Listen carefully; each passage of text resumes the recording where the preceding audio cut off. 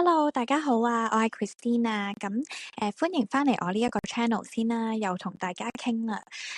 呢排咧真係好忙啊，咁所以我都趁今日有少少時間咧，我都抽咗去咗圖書館出面咧去錄多幾條片俾大家啦。希望keep 住都有一啲新嘅 insight 可以 share 到俾大家啦咁樣嘅。咁咧今日咧我想 share 呢一個 topic 咧就係關於轉行嘅。咁其實轉行都係我哋經常會 share 嘅一個 topic 啦，因為好多搵工仔其實佢想轉嘅話，佢就會搵我哋去做評估啊，或者搵我哋執好份 CV 再去決定啦。但係咧其實呢一個真係唔係一個咁容易或者係好似話話轉就去轉啦咁樣，其實好明白大家係心入面會有好多嘅掙扎，即係究竟要唔要轉同埋轉唔轉到咧？通常都係問呢兩個問題啦咁樣。咁所以咧就我都想 share 就係究竟有啲乜嘢嘅喺心態上面我哋可以去 work on 嘅嘢咧，可以令到我哋可以 overcome 到轉行嘅一啲恐懼嘅心理咧咁樣嘅。係啦，咁咧或者我都同大家 share 下啦，咁就係咧點解我哋咁多搵工仔佢哋轉行嘅話會即係都覺得好擔心啊，或者係會有啲恐懼嘅情緒咧？咁第一就當然係因為轉行始終係一個新嘅領域啦，咁特別如果你本身已經係一個management 或者你做嘢有翻咁上下年資嘅話咧，其實真係要去轉。第一就係會驚自己究竟係咪真係可以 bring 到 value to 嗰間公司啦，係咪即係做唔做到嘢啦？咁第二樣嘢就係我知道亦都會擔心就係話其實本身係可能喺嗰一行已經係做到唔錯噶咯，做到一個management role。咁如果真係轉咗嘅話，會唔會過咗幾年，如果覺得唔啱嘅，又會要轉翻，但係又好難咧，即係再難啲入翻本身嗰一行咧咁樣。第三就係當然嗰個收入同埋個生活質素啦，有機會個收入係會降一降先啦，但係之後就有機會會升翻嘅，係咪？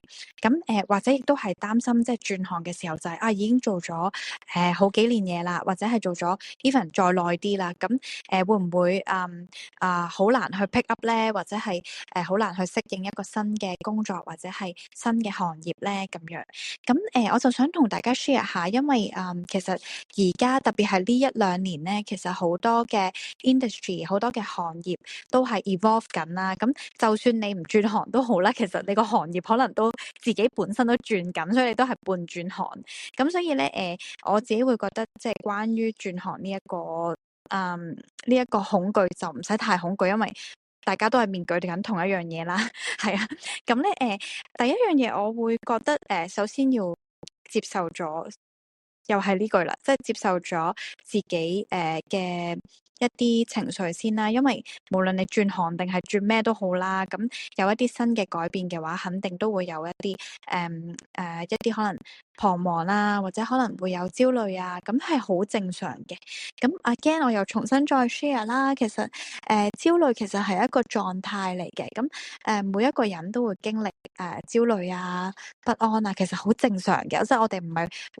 即係我哋人嚟噶嘛，都有 emotions 啊嘛，即係唔係話24小時都一定係好 calm 啊咁樣。不過即係盡量去做啦咁樣。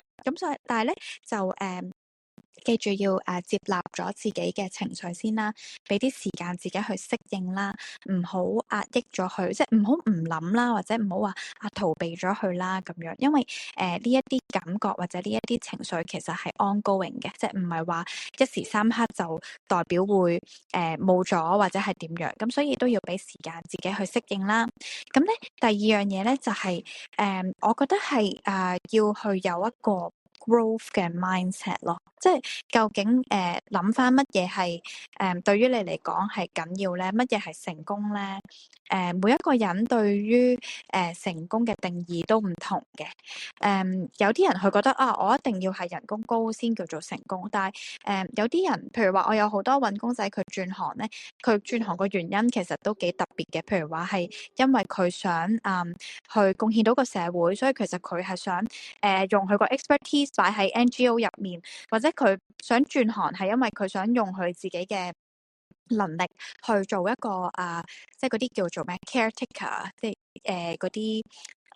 醫護人士啦，咁就可以其實真係轉行啦。但係個原因係因為佢自己，譬如佢有咗佢自己嘅信仰啊，佢有自己宗教啊，佢希望利用佢自己嘅人生去bring 到 value to 呢一個 society。咁其實呢啲都係自己去定究竟呢一份係咪真係對自己有意義嘅工作咧？咁樣咁我成日都覺得即係工作錢當然係有啦，咁亦都可以帶俾大家好多嘅滿足感啊、成功感啊咁樣。咁所以當你覺得你轉嗰一行真係bring 到 value 或者係你自己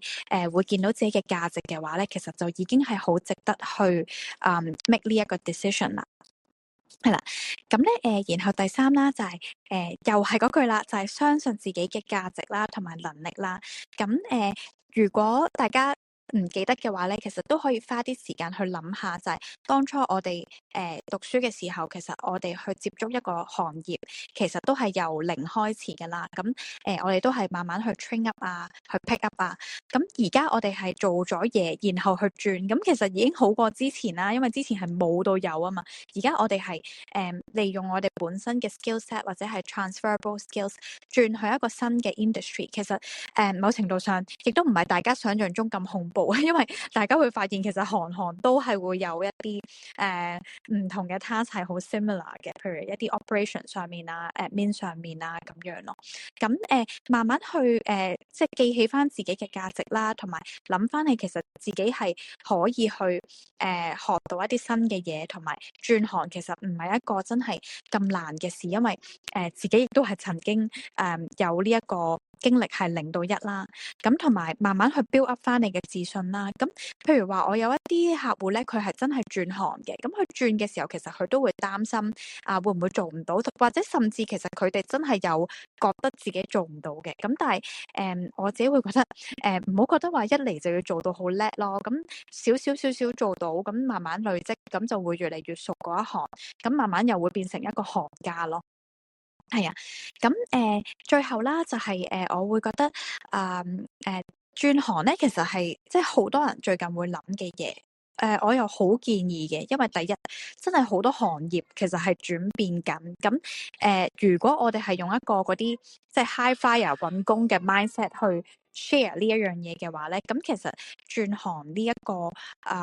點講咧？轉行係調翻轉，可能俾到一個新啲嘅機會。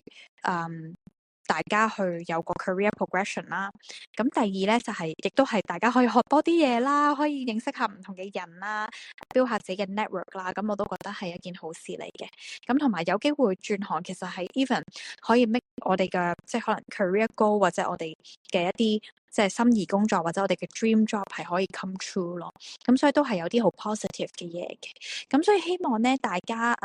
都即係會聽完之後，對於轉行嘅恐懼可以減低啦，同埋記住可以focus 翻喺我哋將來嘅一啲即係 positive 啲嘅嘢啦，咁令到自己更加有信心去轉行啦，咁樣。係啦，咁咧今日咧就 share 到呢一度先啦。咁多謝大家收聽啦。咁如果有啲乜嘢嘅問題想問我，或者想同我做呢一個免費評估嘅話咧，咁都 feel free 可以隨時搵我啦。係啦，咁我哋下次再傾啦，拜拜。